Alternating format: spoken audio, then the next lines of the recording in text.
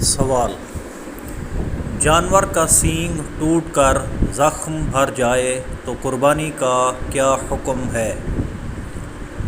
جواب: بسم اللہ الرحمن الرحیم۔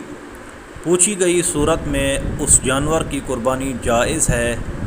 سینگ کا ٹوٹنا اس وقت عیب شمار ہوتا ہے جب کہ جڑ سمیت ٹوٹ جائے اور زخم بھی ٹھیک نہ ہو۔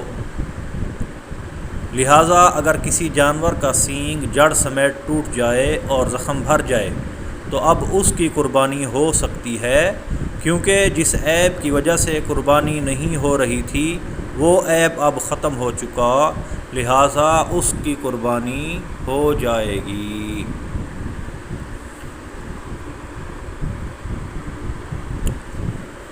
قربانی کے فتاوی صفحہ 76۔